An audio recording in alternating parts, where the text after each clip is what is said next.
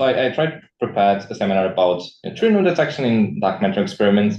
So to give you a bit of foresight, we're going to go through a little bit of what is the neutrino history, just to get us back into the semester feeling. And then we're going to focus a bit more on what dark matter experiments have been doing. There's been quite some movement in detecting solar neutrinos with both XENONnT and PandaX last year and this year. And then we'll also keep some space at the end to look into the future and what this next generation of dark matter detectors can do for neutrino detection. So on myself, I'm Ricardo. I was part of the Xenon collaboration for many years, since my master's in 2016 or so. So I've been within the liquid xenon community and double phase TPCs for dark matter detection, but then I focused a little bit more on neutrino detection, particularly supernova neutrinos. And currently, as Andrea just mentioned, I moved to London Imperial College to work on the LZ experiment and on the future XLZD experiment as well. So let's get started. So we're gonna start with the ghostly mystery. So let's get back into what neutrinos are and how neutrino research started. So around the beginning of the 20th century, 1914, 1920s, people started to realize there was a big problem in beta decay, where you'd see the decay, you'd see the electron coming out, but while you expect, if there's no neutrinos, to have a very sharp peak on a given energy. Let me pull up my pointer. Options. You'd get some kind of the beta decay spectrum that we all know of. And this was a big problem, because if it's a two-body decay, then you expect a very sharp peak, and there was no proper solution to this at the time. So unless energy was not conserved, which for some years was maybe people just, there was no other way around it. Maybe energy was not conserved in this particular decay. And in that case, we could start to run machines forever and things would start to be broken. So let's not go there. We need to come up with a different solution. So around the 1930s, several solutions were thrown out, one of them by Pauli, that maybe there is another particle that we've not been seeing and it's very hard to detect, that eventually got the name of neutrino. So the theory went a little bit faster than the experimental here, because this particle would be so low interactive that it would be almost impossible to detect, at least for people at the time would think so. So the formalism of how the neutrino would work was developed by Fermi and Majorana around this time, and by that account, everything made sense. They could pull up all the descriptions, and everything would fit the spectrum as we would know it and how we would measure it. But the problem was, is the neutrino really a particle? Can we detect it if so? And the first experimental evidence came from around 1956 by Cohen and Raines. This is a very famous experiment with reactor neutrinos, where they put together big tanks of water and saw the equation that you hear. So antineutrinos plus the proton gives you a neutron and the electron, and then they could tag the positron, and they could tag the positron from the 511 keV gammas with liquid scintillator tanks on the top and bottom and kind of all around these water tanks. And then they also doped the water with some cadmium chloride, which captures the neutron and then emits a delayed gamma. And this gives you a very cleanish signature of the reaction, because you can get the positron tagging from the two gammas. You wait a certain amount of time for the cadmium process to occur, and then you tag your emitted delayed gamma. And they did this through several years and several months, and figured out, yes, this does happen. And this was the first experimental evidence for the neutrinos. And in this case, they were using nuclear reactor neutrinos. So then the theory also moved on. So then Pontocorvo predicts the neutrino oscillations that we'll see comes in with the big importance later. And for the neutrino to oscillate, he also needs to have a mass. While in the most standard model of particle physics theory, neutrino is actually a massless particle. So this follows through a rapid succession of experimentals, but I'm not detailing here on very detail, that neutrinos are only seen left-handed, and the mu neutrino was then discovered. Remember, so up to now, only the electron neutrino was observed, but actually the electron antineutrino. The mu neutrino is an important one because it gives you a different way to look into neutrinos, in this case, by neutrino beams. So there's a proton beam that creates pions when hitting a target, and then these pions decay into muons, and then the muons decay and give you your mu neutrino. Then come the first observation of solar neutrinos by Davis at the Homestake mine. And this is around 1985. This is also a very important and relevant experiment at the time and even today, because this gives rise to one of the big problems in neutrinos, or one of the big mysteries of neutrinos moving forward, which is the solar neutrino problem. Just to give you some context, so this experiment took place in the US, again in the Homestake mine, which is now the Stanford Underground Research Facility, where like some of the biggest experiments of dark matter are located, such as LZ and future Dune experiments as well. So at this time, this was a 380 cubic meter tank of dry cleaning fluid, which is very rich in chlorine, and therefore would be able to detect the electron neutrinos that we expect from the sun, which are not antineutrinos.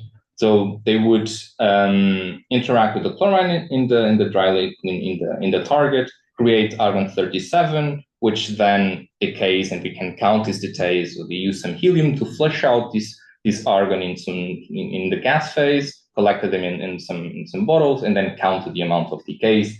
And then you'd count by the number of argon atoms that you have, you would know how many chlorine have been interacting with neutrinos, and then you have a number on your electron neutrino. Now, it turns out that they did this over some months, and then after all this exposure, only 1/3 of the expected solar electron neutrinos were found. And this is the solar neutrino problem. Now, the calculations were put in question at the time, like is the solar model just wrong, that we expect less neutrinos than we think? Was the experiment the problem?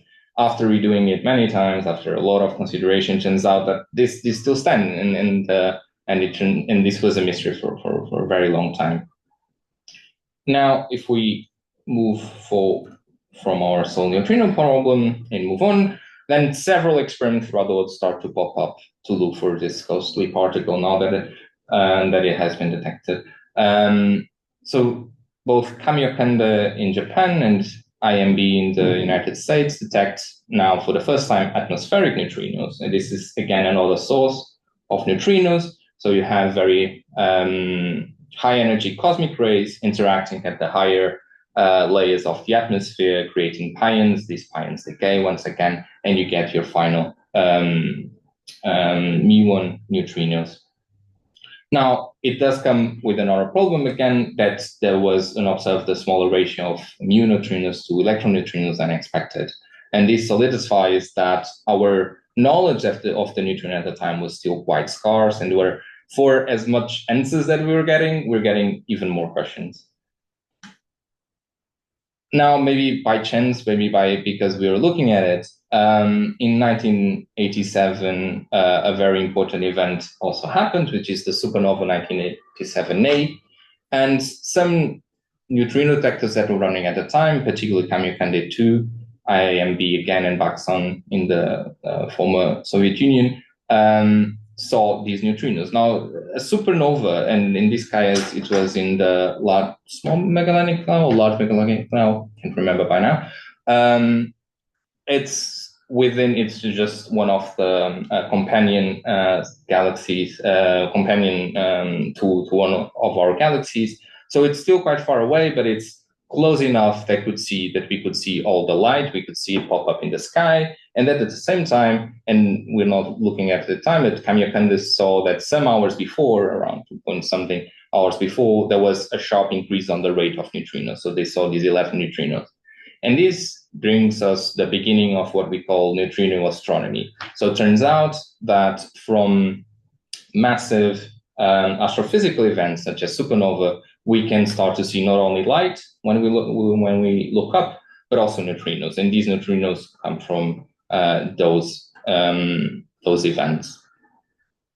Now, moving forward, now we're getting to the end of the 20th century. The Super Kamiokande detector has been constructed by now exactly to try to prove or disprove the neutrino oscillations. And first in 1988, after I think only 2 years of taking data, it does observe a first evidence of neutrino oscillations. And to give you some context, this is the Walter-Cherenkov detector.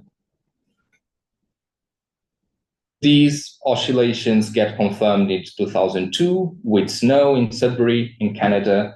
It's a Cherenkov detector, but using heavy water, which means that it's sensitive to all flavors, not only through the charge current interactions with the electron neutrino, but also neutron current interactions, which means that it can see also muon neutrinos and therefore see the difference, and it's easier to confirm the neutrino oscillation. This later gave the Nobel Prize. Well, most of these discoveries also gave Nobel Prizes, I forgot to put the little symbols. Then already now we're getting to almost present time in 20 years ago, in already 21st century, Kamland observes interneutrino oscillations.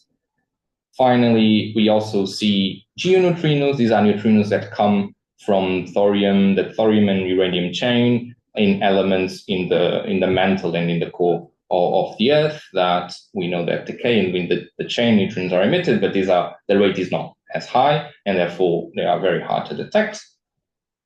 And finally, we saw even another source of neutrinos when IceCube detects a very high energy neutrino at around 2 beta electron volts, and then even a couple of years later, a high energy neutrino pointing to a blazar. So you could see it coming from the sky, when kind of like the supernova, but in this case, a very, very high energy neutrino instead of a MeV level neutrino. And this also is the start of our multi-messenger astrophysics field, where we look for the same progenitor in different types of messengers. So both photons and electromagnetic, and neutrinos in this case, and later on also gravitational waves. I'm going quite fast just to give some context on the story of neutrino. Don't want to focus on it too much or to be too technical or too theoretical, because I'm going to focus a little bit more later on the dark matter aspect and experimental parts. So to finish off, I try to give just 2 or 3 highlights of very recent discoveries, so already 2020s. So a very interesting paper that came out from IceCube is this imaging of the galactic center with neutrinos. And this is to also let you know that this is a very, very active field. So throughout all the 20th century, this has been evolved a lot. We didn't know how this existed. We know a lot about neutrinos, but turns out that there's still really a lot to do.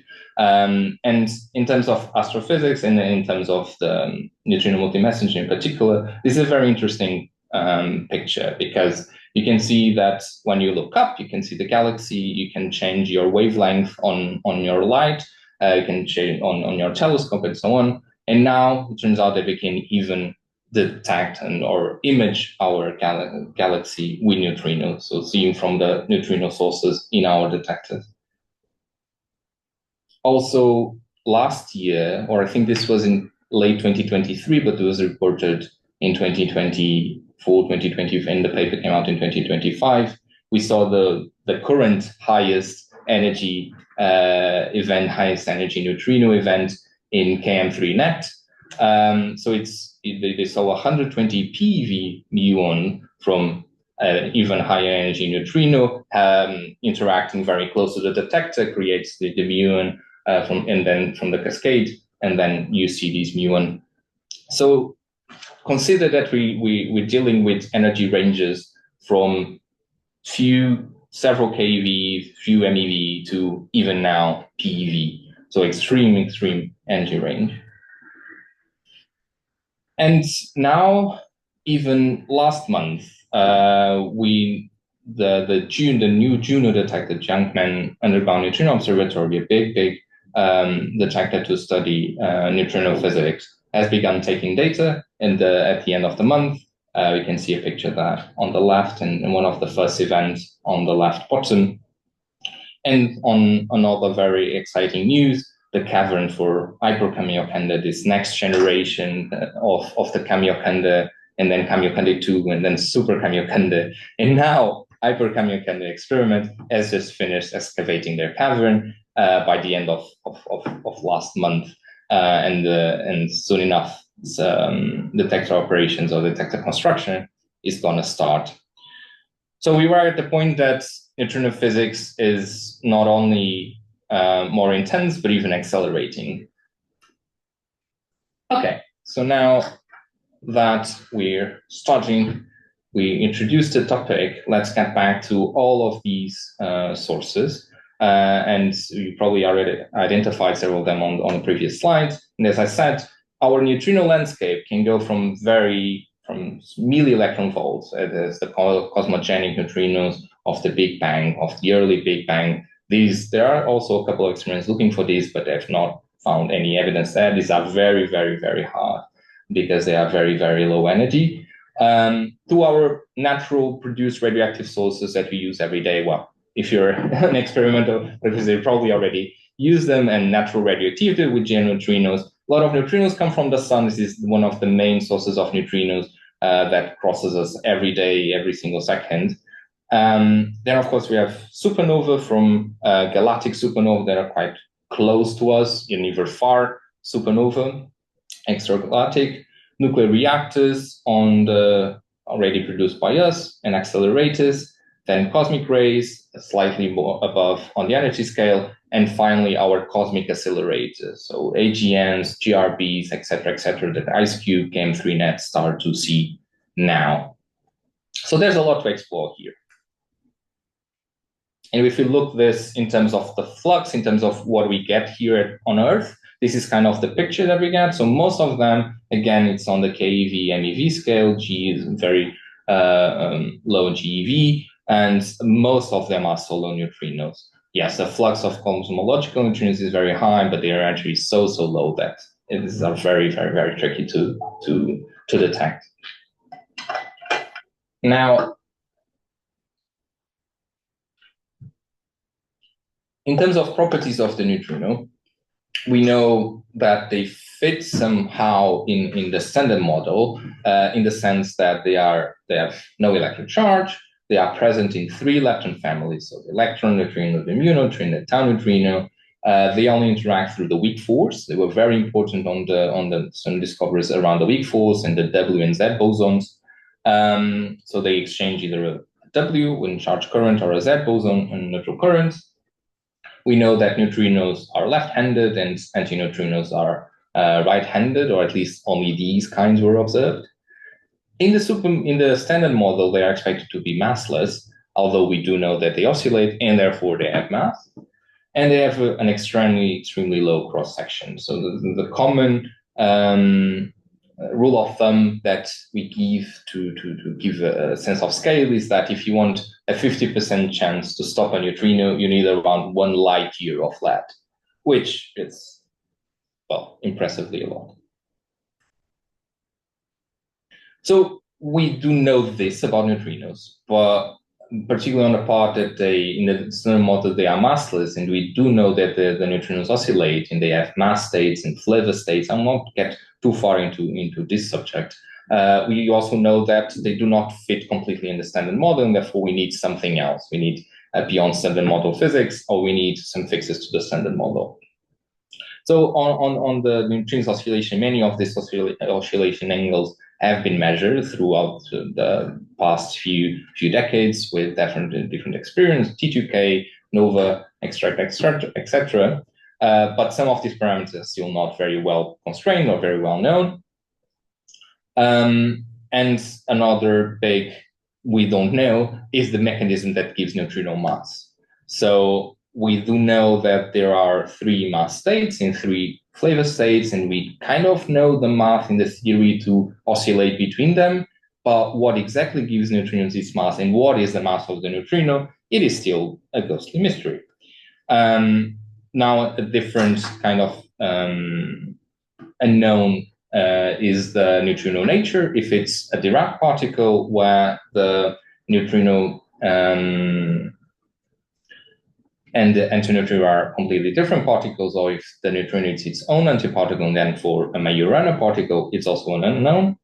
And this leads us to several beyond the standard model physics. So we can study non-stellar neutrino interactions, or NSI, some of them even charge parity violating.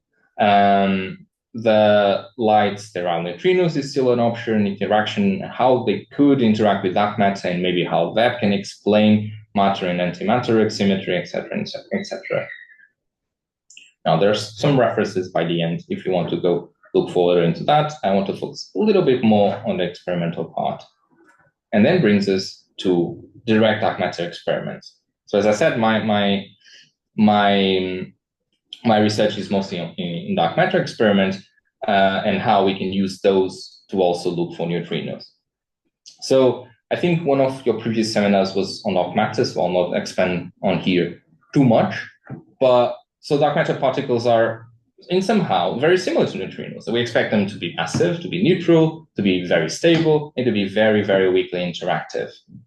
And therefore, there's been, since this is kind of known since the 1930s, 1950s, but since the end of the 20th century, there's been a global effort through many, many technologies and different targets to try to find these particles, in particularly one of the models that were more substantiated, which is the weakly interactive massive particle. The WIMP has been seeing a surge of experiments trying to find it. Now you can see there on the right, kind of a diagram on ways to directly probe the interactions of dark matter. And by that, I mean that literally having a target, observing this target, waiting for a dark matter particle to bump it on one of your atoms, produce some kind of signal, and collect that signal. So you can either use charge if you produce electrons and then read out those electrons. You can use light if you produce photons and read out those photons, or even phonons in hit, and some kind of combination of these two. In particular, let me see my next slide.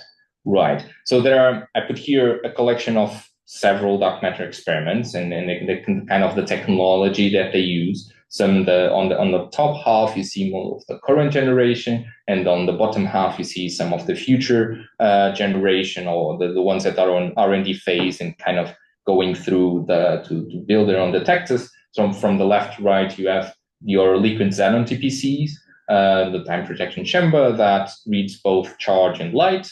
I'll expand a little bit more on how they work on the next slide. Then on that side, on the bottom, I'm not sure you can see my cursor, but on the left side on the bottom, you can see your future liquid TPCs. On the far right, on the far left, dark side 20K, in this case argon, while the ones on the top and on the right are xenon based.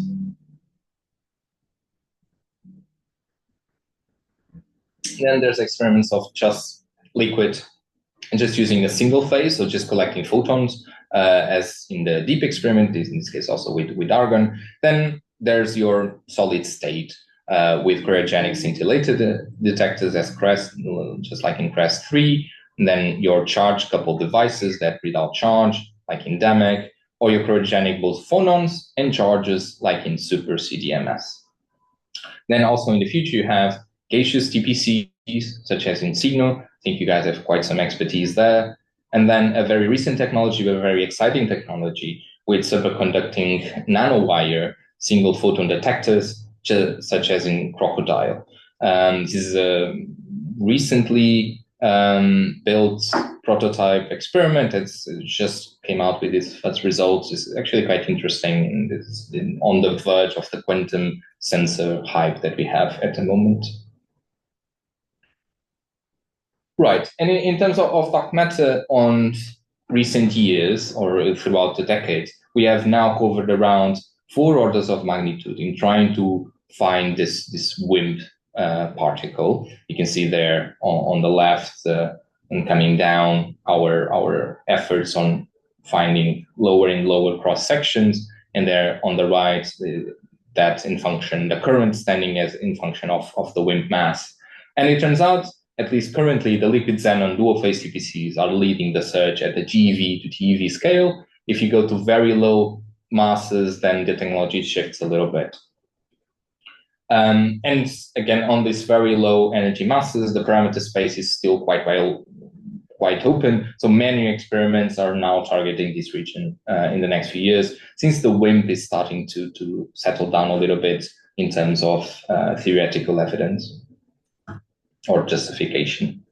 Now, these TPCs, which have been very successful on probing the dark matter interaction, and we'll see in a couple slides also neutrino interactions, are very interesting machines. So they see both light and charges, and to get you a bit into the jargon, in our field we call light the signal 1 or S1 and charges S2. So whenever a particle interacts with, in this case, I will give the example of xenon, but you could think also with argon and maybe even other scintillators, where whenever a particle interacts, it produces scintillation, and therefore photons, and ionization, therefore free electrons. Now, if you have a drift field now in your center, in your core of your target, then what happens is that your photons are gonna be detected in arrays on the top and the bottom of photosensors. In our case, we usually use photon multiplier tubes. And then if you have an electric drift field, then your charges will start to drift, in this case, upwards, into what we call an extraction region. In this extraction region is where our liquid meets the gas, and we try with a very high electric field, much higher than the electron drift field, to extract these electrons and rip them from the liquid to the gas, and therefore they become very, in this field, they become very energetic, and they produce an avalanche and what we call an S2 signal. So this avalanche produces, again, scintillation, and we detect this second signal, this second scintillation signal. Now, from these two signals, from the prompt scintillation and from the delayed scintillation from the amplification of the S2, we can reconstruct a lot of things. We can about the event. So first, the energy. The energy depends directly on the size of this S1, in the size of this S2, with, you can see there the G1 and G2, which is some parameter, some detector parameters that model your efficiencies. We can also do 3D reconstruction. So if you imagine a lot of these PMTs, a lot of these photosensors on the top, and you imagine that you see like a big burst of light coming from a single dot, this will make kind of a pattern. Then you interpolate this pattern to get your plane XY, and from the time difference between your S1 and S2, you have your Z. And finally, you can try to do particle discrimination. So we know that for the same amount of energy deposited, if it's an electron recoil, meaning that the particle interacted with the electrons on the cloud of an atom, then the produced or the extracted electron number will be higher, and therefore your S2 will be larger. If it's a nuclear recoil, you'll get a lot of recombination, and therefore the light that you see by the end will be a bit lower. Okay, now let's see the time. Yeah, that's good. So this technology has proven very successful in probing for dark matter. And if you've seen these plots a couple of times, you also always see that we try to carve these shapes into the parameter space, and eventually there's always a line that we say that it's the neutrino floor. And then once you get there, you kind of don't know what to do because you start to be dominated by neutrinos. And what does that mean? So we now start to call it a bit more like the neutrino fall, and this is an inevitable challenge to the next generation of dark matter searches. So this means that we have detectors that are so big, they are so sensitive, that we start to see solar neutrinos. So once you hit the edge of your neutrino fall and you cross your neutrino floor, then any experiment starts to be limited by neutrinos as backgrounds. And which neutrinos these are from the solar neutrinos, it depends a little bit on the mass, depends on the energy. And again, for instance, if you look here on the right, you have here this bump here is the boronate neutrinos, and then, for instance, this big part is the atmospheric neutrinos, which is much lower, but eventually you also reach that.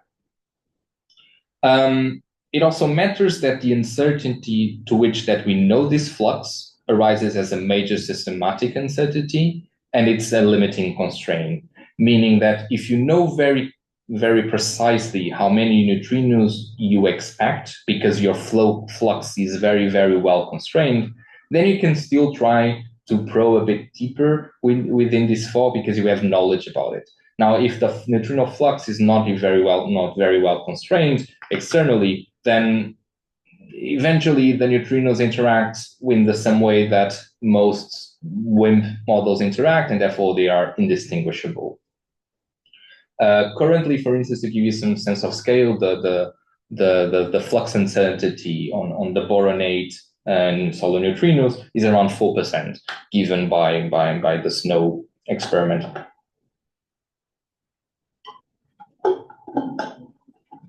Now, another interesting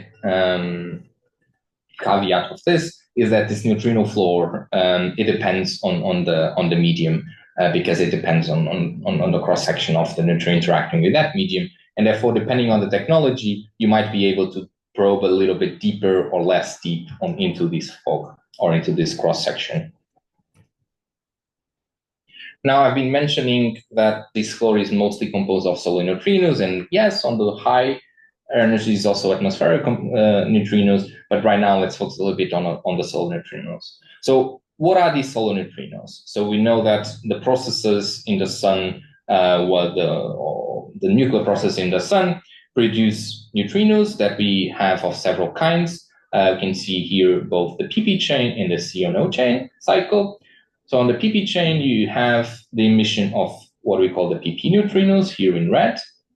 We also have the PEP neutrinos here in blue, in light blue, right there. And you can see there on the right what that represents in terms of energy. Of course, if it's a two-body decay, then you have a sharp line on the energy. If it's a three-body decay, you have, or interaction, then you have your continuous spectrum with the Q and value.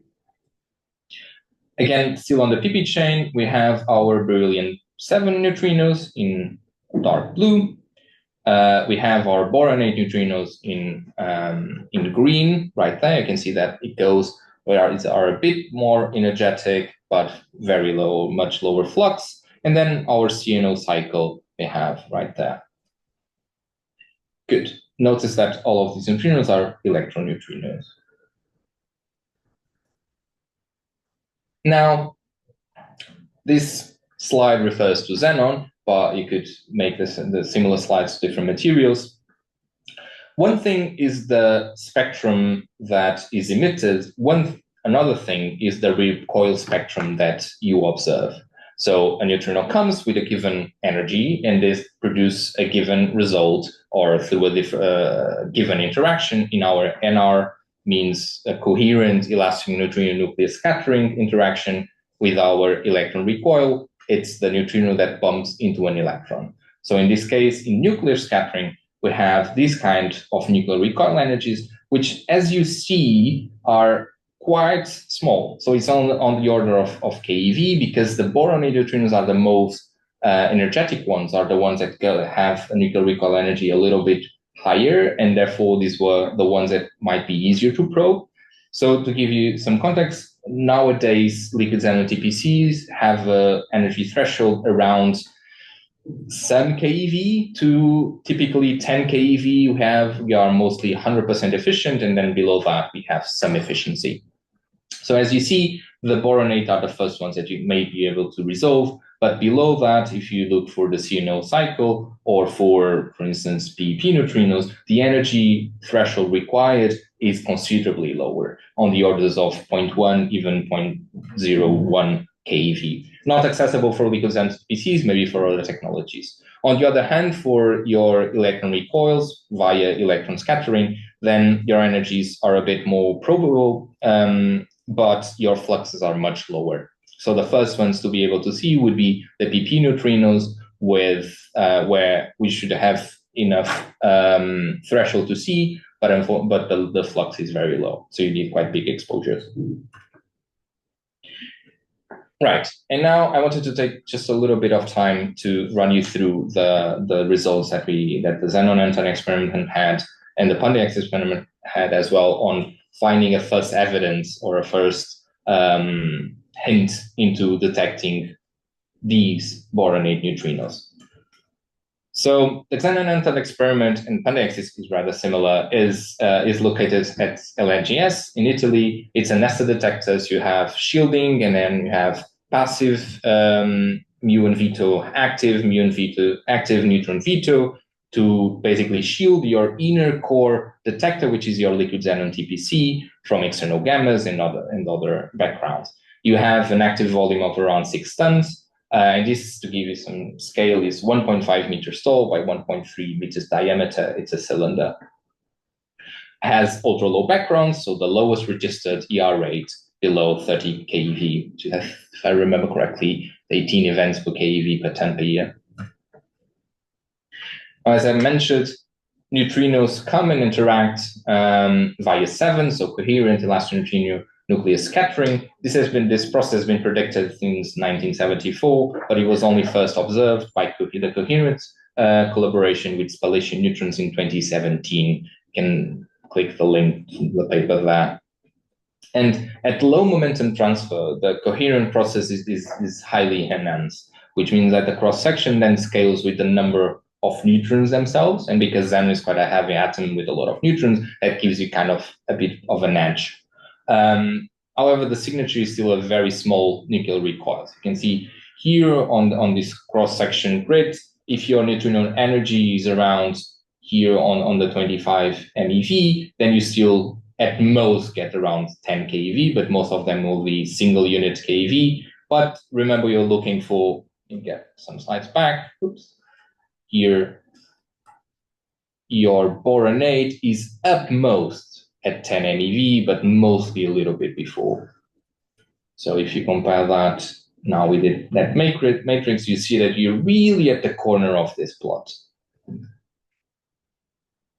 So very low thresholds or very low nuclear recoils require very, very low thresholds. And for that, the xenon experiment decided to move the coincidence threshold, so the amount of light that you require to see to an event, to consider something in the detector an event, went from 3 PMTs being hit to only 2. This has a problem that increases your accidental coincidence background considerably. In the next slide, I'll explain that a little bit better.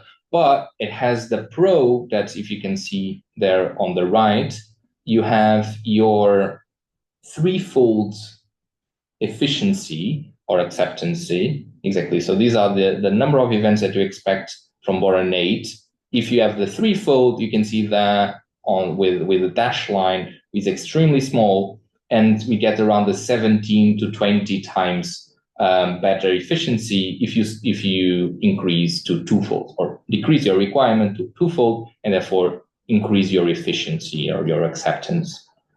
You can see that also on the top with your S1 and S2 acceptance, that goes from the dashed lines to the solid lines if you accept these 2 PMT hits. Now, you will gain a lot of backgrounds, and these will become a problem, but you try to win the compensation game and try for better efficiency, slightly more backgrounds, try to still win a bit more signal there. Now, you also need low energy calibration. And this is just a bullet point in this slide, but this is a major problem, and it's been a major breakthrough to be able to do these kind of calibrations, because without them, we have no idea how the microphysics of xenon works at these energy ranges. And if we don't know what we expect at these energy ranges from a xenon atom and how it works, then there's no way for us to predict what the signal is, and we need to know it to a very fine detail.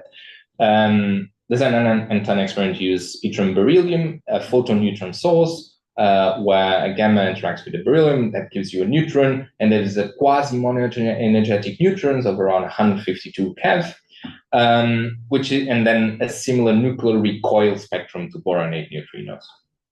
And you can see that on the bottom, your what we call the light yield, so the number of photons produced per keV, that the Xenon collaboration found with this calibration, and then on the right the charge yield, so the number of electrons per keV. And these are kind of mostly in agreement with other measurements, but it's still something that all the dark matter experiments at this level and like this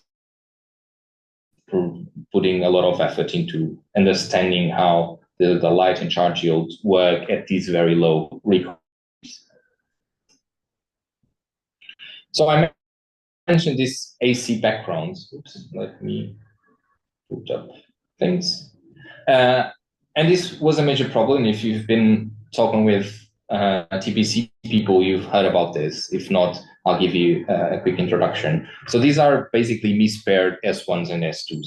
So you can imagine here on the bottom, for instance, you have, like, let's say the proper S1 and then a proper S2, but eventually in between there was a spurious, an isolated S1 or even an isolated S2. And sometimes there is some efficiency on your processing algorithms to match these two, to match the S1 with the S2 and with the right one. And while there are simple checks that one can do, something like the difference with the time difference between the S1 and the S2 cannot be bigger than your detector, right? You cannot look for events that happen where your detector doesn't exist. It does come more often than not the case that this is rather ambiguous. And therefore, this needs to be modeled. And if you lower your requirements on how big your signals are with lowering your PMT requirements, then this AC background is even higher. So a lot of effort was put into that. There were specific selection criteria or cuts were developed to target this background, particularly a boosted decision tree or BDT on the S1 shape to make sure that it made sense, a BDT on the S2 shape to make sure, again, that it made sense. It made sense for the drift time that it had for the S1 to do these two match or not. And also a very important cut that they call the S2 time shadow, which is, we know that after a big S2 event where you have a lot of light, you're going to produce some electrons, you're going to produce some photons from, well, let's not get into that, but different processes. And therefore you might want to shadow this region, as you can see here on the bottom, of any other events, like small events that you see after this big S2. And all of these cuts and efficiency were validated with low energy calibration with argon 37.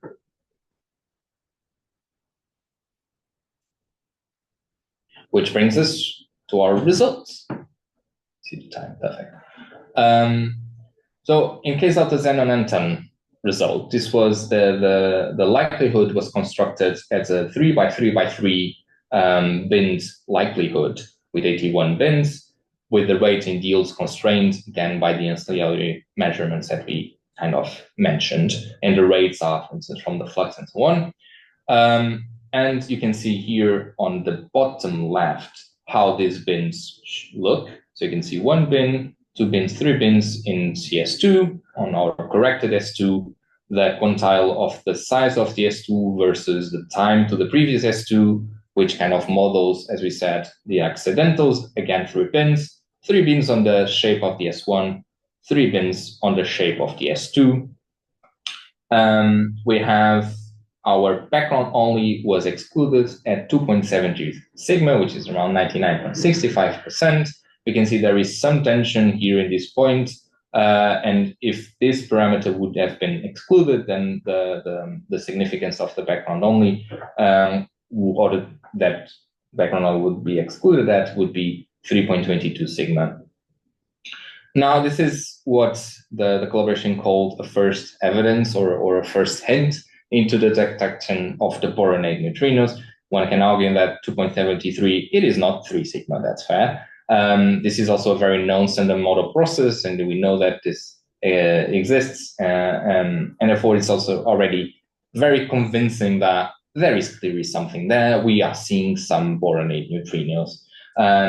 You can take this result and constrain your boronate flux or calculate the flux required for these results, and this would be 4.7 plus or minus some statistics and systematics, 10 to the 6 centimeter second. We can see that here in this plot compared with the previous measurements or the previous limits by Xenon 1 ton and Panda X 4 ton. And of course, there's no measurement, which is much more constraining on the boronate flux.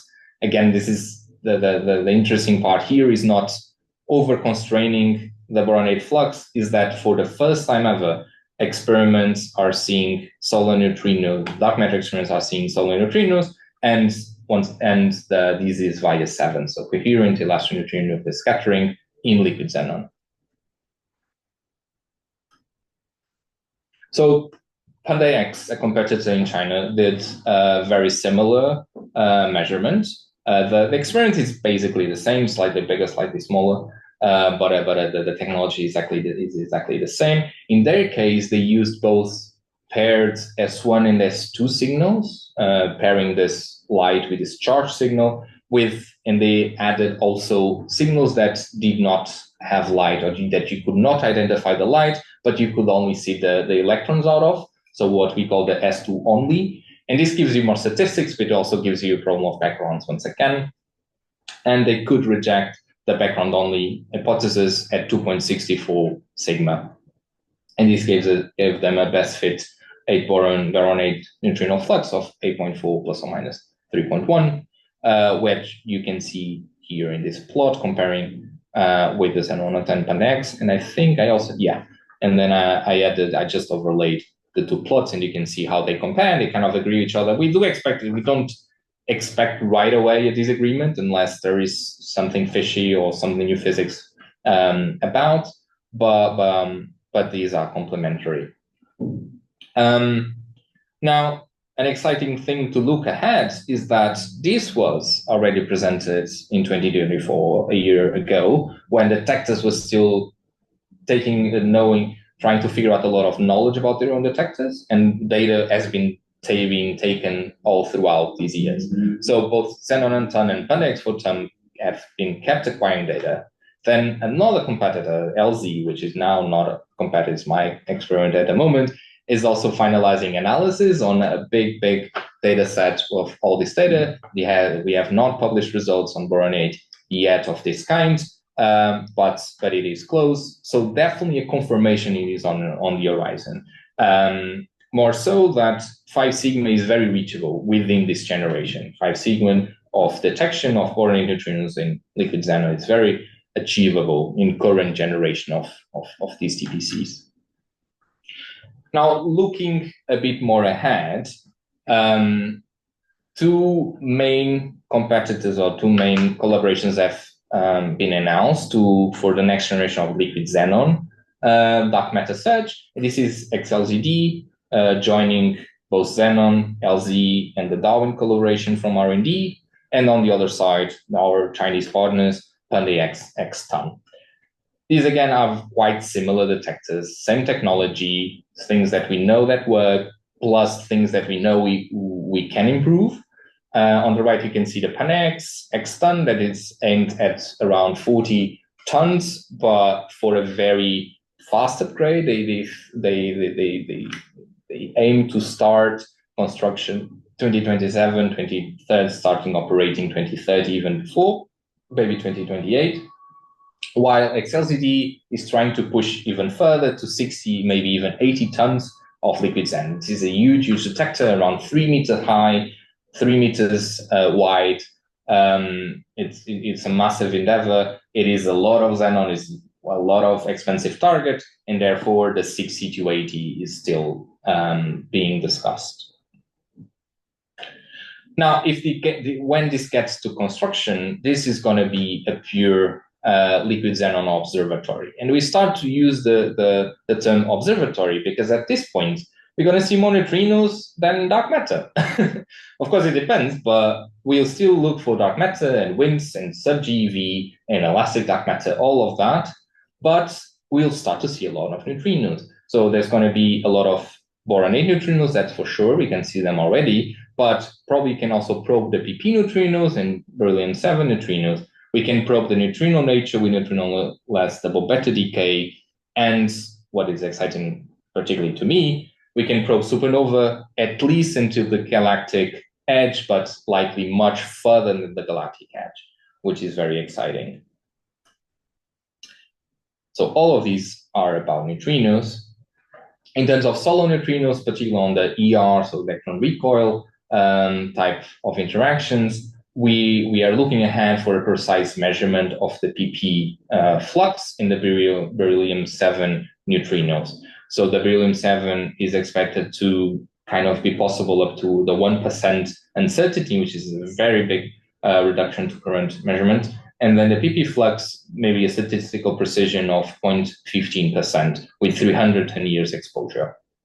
So you can see there on the left, the projections at the time for Darwin for these different solar neutrino components. The solid lines are the normal target, and the dashed lines are the what we call the depleted target, which has less xenon 136.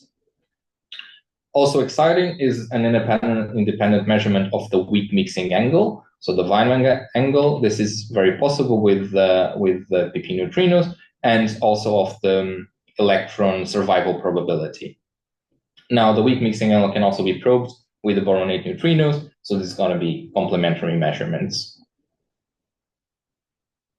I had a slide here quickly to mention that argon experiments, also very big contenders on future dark matter experiments, of course, and they do aim to improve the flux measurement precision also for beryllium 7, but now also for PEP neutrinos, going down to with 410 years, we're about 2% on beryllium 7 and 10% on the PEP neutrinos. There's also a chance, mostly depending on the radon 222 contamination of the direct detection of XENON neutrinos. Now, this requires quite some background controlling, requires a lot of discrimination, but it is on their science case. And if you manage to reach that, then there's a big potential to discriminate between different solar models with low metallicity or high metallicity. So you can see there, for instance, on the right, your radon levels there in dashed pink, if you can be controlled on the matter like Xenon has been doing, then in that case your solar neutrinos start to be quite abundant. However, if your radon contamination is not as controlled, then your solar neutrinos start to be washed out. So that's going to be a big improvement requirement, but quite exciting to see over the next few years. Now, I left a couple of slides on supernova neutrinos. So these are multi-messenger, as we mentioned before, in the sense that we expect for supernova to emit most of its gravitational energy as form of neutrinos, and these are around the 10 MeV neutrinos, and these are burst-type events. While our solar flux of neutrinos, we can just keep acquiring data over long periods of time. Supernova neutrinos, well, supernova happens, and then the neutrinos reach the Earth, and we either see them or we didn't. So the burst event is around 10 seconds, and this precedes the emission of light or the reach from the supernova from a few minutes to probably a few hours to maybe in some models, even some days. Which means that if enough neutrinos are detected and we say we are sure that we saw neutrinos coming from a supernova, even better if we say the supernova is probably on that direction in the sky, we can say to the astronomers, look, turn on your telescopes and look on that direction.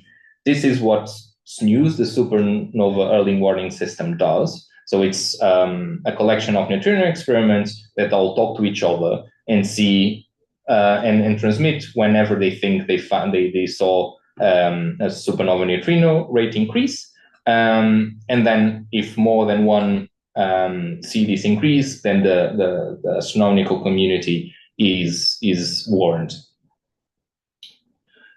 In TPCs or in xenon and argon, this is mostly expected to be through sevens, which is flavor independent, which is quite interesting for this case because we can reconstruct the totality of the light curve, so the number of neutrinos over time of all families, while detectors such as Super K, Camelin, etc., or IceCube can only detect certain families of neutrinos, certain kinds of neutrinos, either electron neutrinos or anti-electron neutrinos.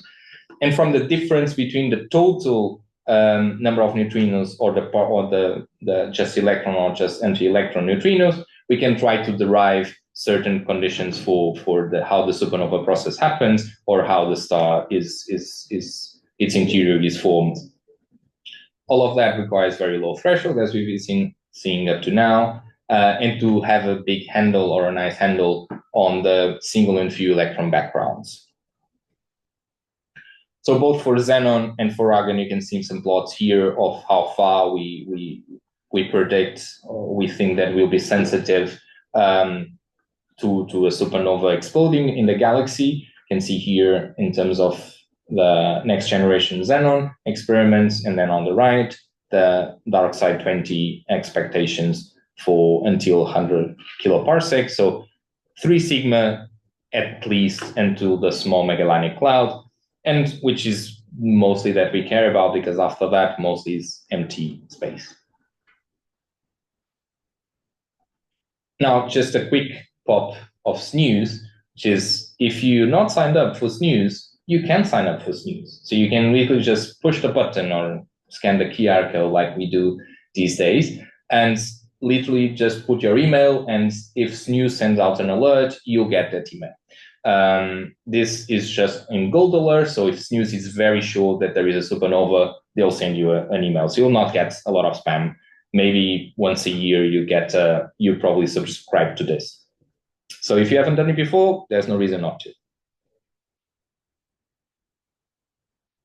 And finally, if I have 5 minutes, then another probe that dark matter experiments and future dark matter experiments will have on the neutrino as a particle is on its neutrino nature via double beta decay. So xenon in particular has double beta decay isotope, which is xenon 136, which is naturally present in xenon around 9%, has a Q beta beta of 2.4 MeV, and our xenon TPCs already proved that they can aim for an energy resolution and Q beta beta at 0.67%, which is considerably enough to probe this channel. Now, it is requiring a strong background discrimination because mostly to distinguish this topology of single scatter versus when one particle interacts or when a particle interacts multiple times and you get a multiple scatter event, as we usually call them, and you need to be able to identify these two. I'll skip a little bit in terms of time, but this is the predictions that have been published this year for XLZD, where you can see that on the left, the kind of spectrum that you're talking about. So you have mostly of your xenon 136 xenon to neutrino beta spectrum in blue, and then injected signal of neutrino-less double beta decay. And your material background, while high, seems to be very controllable and very possible to do this search. Now, this is assuming some improvements from current generation, in particular, a decrease of the radon to 122 background up to 0.1 microbecquerel per kilogram. Some improvements on the radio purity of certain components, a resolution, an energy resolution, at least as good as we have it nowadays, which for a very big detector where photons need to travel a lot, needs some R&D. And a bipole tagging efficiency of very, very high, almost 100%. And if we manage to reach this point, which is what we call an optimistic scenario, Then you can extrapolate the curves on the center and right, where your optimistic scenario is the top one. So the band corresponds to the nominal scenario. So the bottom side of the band corresponds to the nominal scenario, which is current day. We are quite sure that we can manage. And the optimistic scenario is assuming the ones that you have on the left. And even on the nominal scenario, you can see that next generation Xenon observatories, such as XLZD, with 60 tons or 80 tons, can already start to be competitive with dedicated neutrinos double beta decay experiments. And on the far right, you have your lobster plot, where under this, again, this optimistic scenario, you can see that XLZD could be able to exclude most of the inverted ordering parameter space at 3 sigma, and even exclude part of the normal ordering parameter space. Good. And that brings us to our recaps, conclusions, and then follow up with any questions you may have. So throughout this last 50-ish minutes, we did a ghostly journey where neutrinos are, I tried to convince you that neutrinos are on the forefront of current day particle physics. They have been throughout the 20th century, and they are not slowing down right now in the 21st century. We don't know at least as much as we do know about them, and I missed and I skipped over a lot of details that could lead to many other seminars, and I'm sure you will have, about oscillation parameters, about survival probabilities, etc., and how new and exciting experiments and huge experiments are aiming to achieve better measurements of those. And then we focus a little bit more on how dark matter experiments are going to also be neutrino observatories, how already current generation XENONnT and PandaX photon have reported a first indication of solid neutrinos via 7s, and how a 5 sigma significance is still reachable within the current generation. And then we spend some time looking into the next generation dark matter experiments. They will be naturally neutrino observatories because they will eventually have exposure within the neutrino fog. They'll be able to do a precise solar neutrino flux measurement of both boronate, PP, beryllium-7, maybe even PP. They'll have a direct measurements of the neutrino survival probability and the Weinberg angle. Supernova neutrinos, always exciting, always with a question mark, because it doesn't depend only on us, but it means that these observatories will be true will have a rich multi-messenger program with importance because they are flavor independent. And finally, they also aim to have a competitive neutrino-less double beta decay and aim for the neutrino nature on that front as well. So yeah, I'll give some credits and extra references from talks I took some information from all the fancy icons I've used. Thank you so much for your time.